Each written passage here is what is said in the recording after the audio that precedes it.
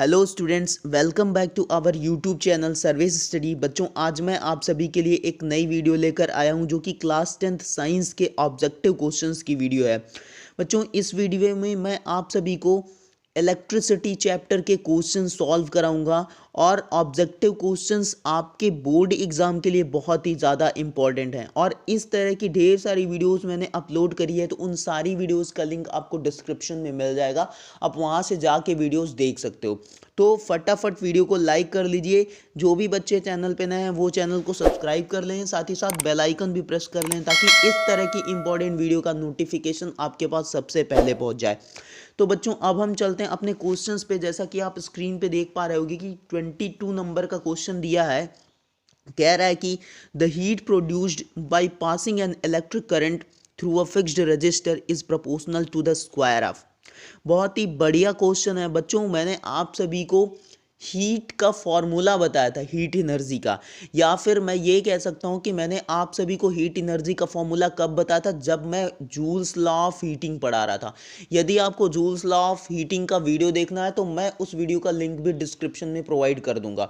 तो वहाँ पे मैंने पढ़ाया था कि जो हीट एनर्जी होती है that is equal to I square R into T.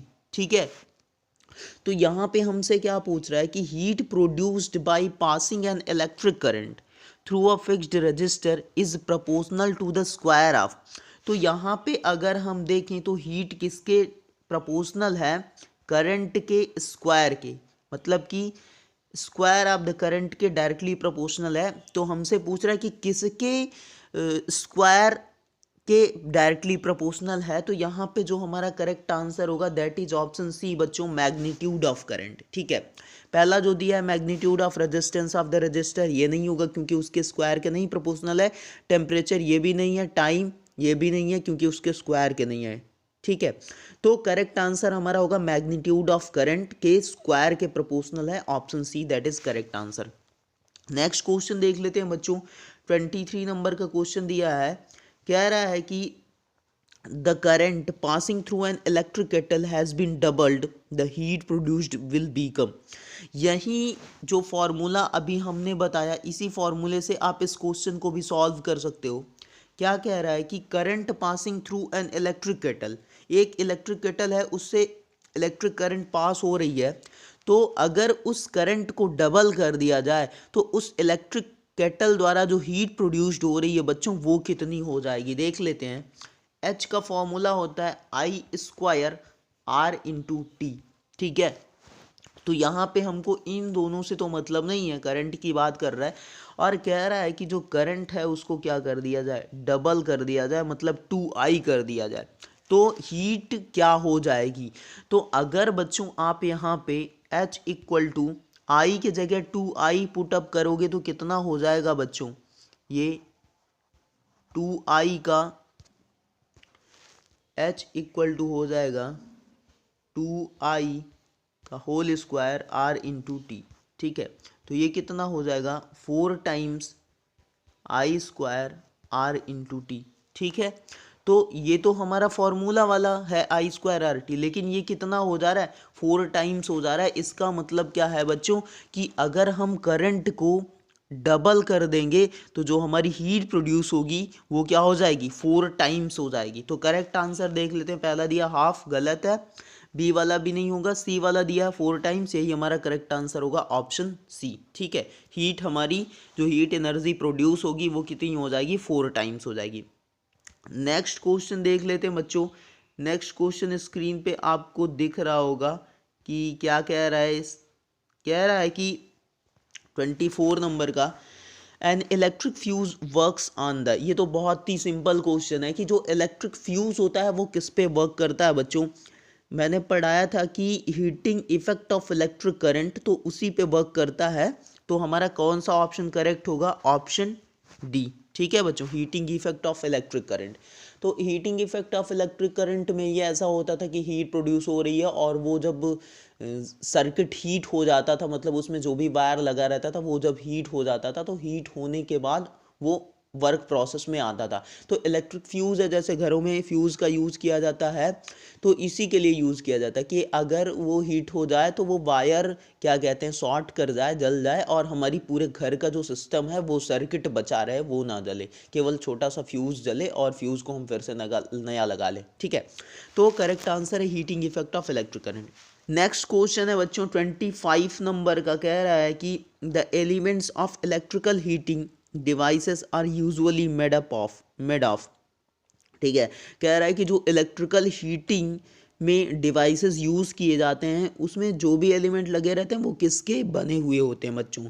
ठीक है, तो आप सभी को पता है कि heating effect of electric current के मतलब कि प्रोसेस पे जो भी डिवाइसेस अप्लायंसेस घर में यूज़ किए जाते हैं उनमें जो भी वायर यूज़ किए जाएंगे उनका मेल्टिंग पॉइंट हाईएस्ट होना चाहिए, और क्या कहते हैं वो गैसेस से रिएक्ट ना करें, ऐसे जो भी एलिमेंट होते हैं उनका यूज़ किया जाता है। रेजिस्टेंस उनका हाई होना चाहिए। ठीक है, तो यहाँ पे कौन सा करेक्ट आंसर होगा आपका? ब्रोंज ये भी नहीं होगा, आर्गन ये भी नहीं, नाइक्रोम ये हमारा करेक्ट आंसर है ऑप्शन सी।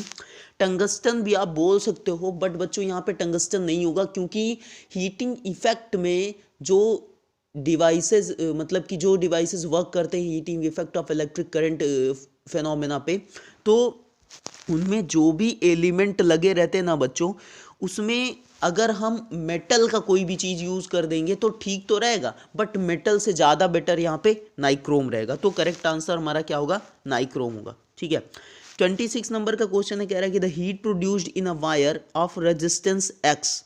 रेजिस्टेंस दे रहा है कितना बच्चों? एक्स दे रहा है, रेजिस्टेंस एक्स दे रहा है, और उसके बाद क्या कह रहा है? व्हेन अ करंट वाई, करंट की वैल्यू कितना दे रहा है? वाई दे रहा है, और क्या दे रहा है? Flows through in time Z, Z time में प्रोड्यूस हो रहा है, फ्लो हो रहा है, तो जेड टाइम हो गया। कह रहा है given by heat produced in a wire. बच्चों कुछ भी नहीं दे रहा है, कह रहा है आपको कंफ्यूज कर रहा है थोड़ा सा कि जो हीटिंग इफेक्ट जो जूल्स लॉ ऑफ हीटिंग का फॉर्मूला आया था, अभी मैंने बताया था H=I²R/T, इसी में बस दे रहा है कि अगर करंट वाई हो, टाइम जेड हो और रेजिस्टेंस एक्स हो, तो हीटिंग इफेक्ट हीट एनर्जी क्या होगी जो प्रोड्यूस होगी। तो यहाँ पे क्या हो जाएगी? H=I की जगह क्या रख देना बच्चों? y, तो y² हो जाएगा।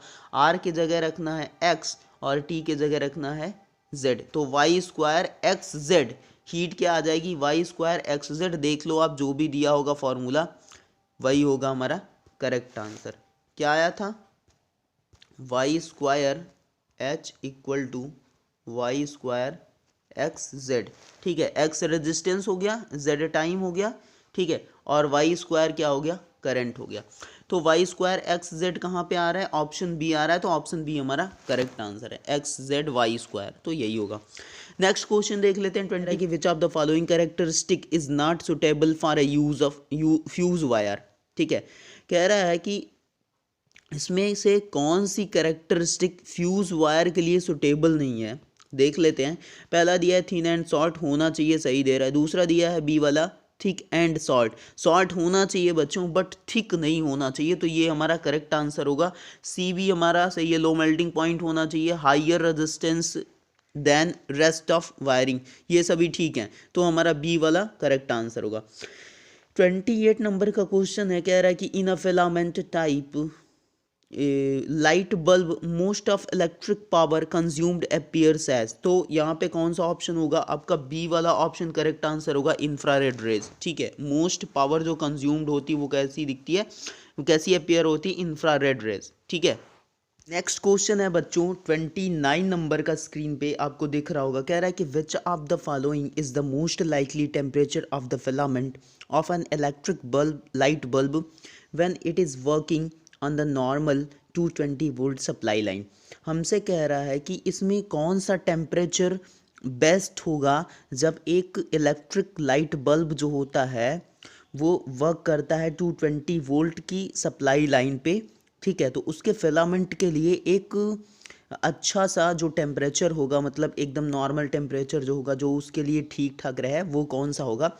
तो यहाँ पे आपका ऑप्शन सी करेक्ट आंसर होगा, 2500 डिग्री सेल्सियस का टेम्परेचर नॉर्मली ठीक रहेगा उस बल्ब के फिलामेंट के लिए। ठीक है बच्चों, तो ऑप्शन सी यहाँ पे करेक्ट होगा। नेक्स्ट क्वेश्चन है 30 नंबर का, कह रहा है कि if the current flowing through a fixed resistor is half the heat produced in it will be कम। हमसे कह रहा है कि यदि किसी रजिस्टर में जो करंट फ्लो हो रही ना बच्चों वो कितनी हो जाए, हाफ हो जाए।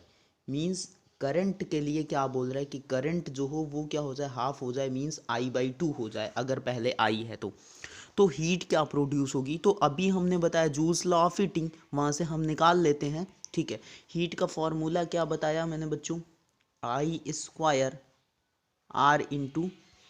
ठीक है, यही बताया फॉर्मूला हमने। अब यहाँ से हम देख लेते हैं कि क्या आता है हमारा। तो हीट क्या हो जाएगी, H=I की वैल्यू हमको कितना रख देना है, I/2, और इसका स्क्वायर हो जाएगा क्योंकि I² है, R/T। तो यहाँ से ये कितना हो जाएगा 1/4 I² R/T। तो ये क्या है, ये तो फॉर्मूले वाला पार्ट आ गया, लेकिन ये क्या है 1/4 है जो किसके बराबर आएगा, हीट के। मतलब कि जो हीट एनर्जी यहाँ पे होगी, जो हीट प्रोड्यूस होगी वो कितनी हो जाएगी, 1/4 हो जाएगी बच्चों। ठीक है, 1/4 आ रहा है ना, तो 1/4 हो जाएगी। तो यहाँ पे करेक्ट आंसर आपका कौन सा होगा, option C, that is correct answer. जो हीट प्रोड्यूस्ड होगी वो कितनी हो जाएगी, 1/4 हो जाएगी। ठीक है बच्चों।